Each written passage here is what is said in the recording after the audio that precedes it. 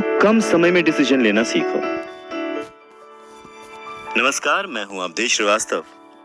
Robert T Kiyosaki के poor dad ने उन्हें कहा कि उन्हें उनके फ्रेंड माइक के डैड से पूछना चाहिए कि पैसे कैसे कमाए जाते हैं, सक्सेसफुल कैसे हुआ जाता है। तो रॉबर्ट टी कियोसाकी ने और उनके फ्रेंड माइक ने ये डिसाइड किया कि वो अपने रिच डैड से ये बात जरूर पूछेंगे कि अमीर कैसे बना जाए, पैसे कैसे बनाए जाए। रॉबर्ट टी कियोसाकी ने अपने रिच डैड से पूछा कि क्या वो उन्हें पैसा बनाना सिखाएंगे।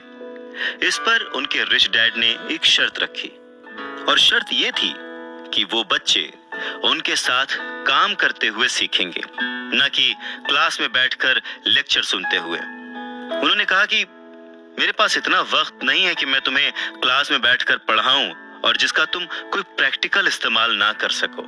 इस बात को सुनकर रॉबर्ट टी कियोसाकी और माइक थोड़ा सा कंफ्यूज हो गए।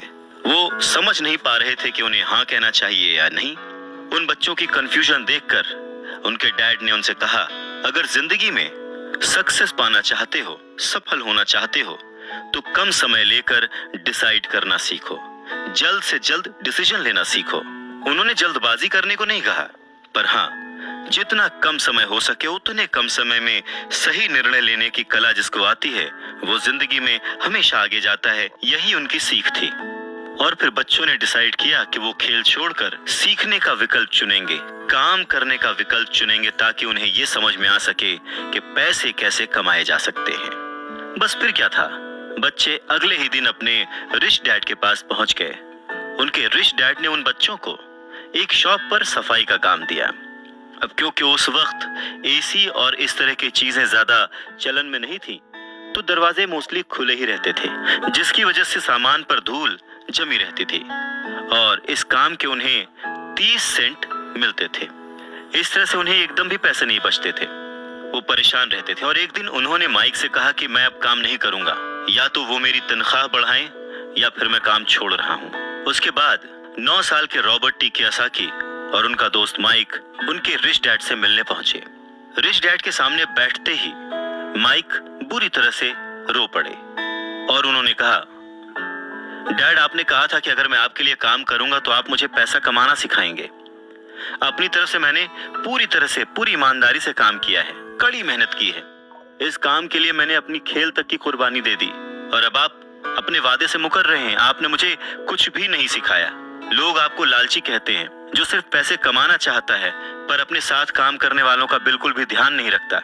मैं एक छोटा सा बच्चा हूं और आपको मेरे साथ ऐसा बर्ताव नहीं करना चाहिए था। रॉबर्ट टी कियोसाकी के डैड ने कहा, पर मैं तो तुम्हें काम सिखा रहा हूं। रॉबर्ट टी कियोसाकी कहते हैं कि उस वक्त वो गुस्से में थे, तो उन्होंने पूछा, नहीं, आप मुझे कुछ नहीं सिखा रहे। बताइए आपने मुझे क्या सिखाया? कुछ भी नहीं। आपसे सीखने के लिए मैं बस चंद सिक्कों में काम करने के लिए तैयार हो गया और उसके बाद तो आपने मुझसे बात तक नहीं की। मैं आपकी शिकायत सरकार से करूंगा। हमारे देश में भी बाल श्रम कानून है, आप तो जानते ही हैं। मेरे पुअर डैड सरकार के लिए काम करते हैं। इस बात को सुनकर उनके रिच डैड ने कहा, शाबाश, अब तुम उन लोगों की तरह बोल रहे हो जो कभी मेरे लिए काम करते थे। या तो मैंने उन्हें नौकरी से निकाल दिया या फिर उन्होंने खुद ही नौकरी छोड़ दी। रही बात तुम्हें कुछ सिखाने की, कौन कहता है कि मैंने तुम्हें कुछ नहीं सिखाया? पिछले दिनों जितना तुमने काम किया, जरा सोच कर देखो, क्या सिखाने का मतलब केवल भाषण देना या बातचीत करना ही होता है? इस तरह से तो तुम्हें स्कूल्स में सिखाया जाता है, पर जिंदगी में कोई तुम्हें भाषण देकर या बातचीत करके नहीं सिखाएगा। तुम्हें उस दौर से गुजरना पड़ेगा, कठिनाइयों से जूझना पड़ेगा, अपना रास्ता खुद ढूंढना पड़ेगा और फिर जिंदगी तुम्हें सबक सिखाएगी, तुम्हें और बेहतर इंसान बनाएगी। सच ही तो है, जिंदगी के तमाम मोड़ आते हैं, ऐसे मकाम आते हैं जिन पर हमें धक्का लगता है, ठोकरें लगती हैं। हम उस वक्त परेशान होते हैं कि हमारे साथ ऐसा क्यों रहा है, पर अगर ध्यान से देखा जाए तो जिंदगी उस झटके के जरिए हमें कह रही होती है कि जाग जाओ, मैं तुम्हें कुछ सिखाना चाहती हूँ। पर 9 साल के रॉबर्ट टी कियोसाकी को ये बड़ी बड़ी बातें समझ नहीं आई।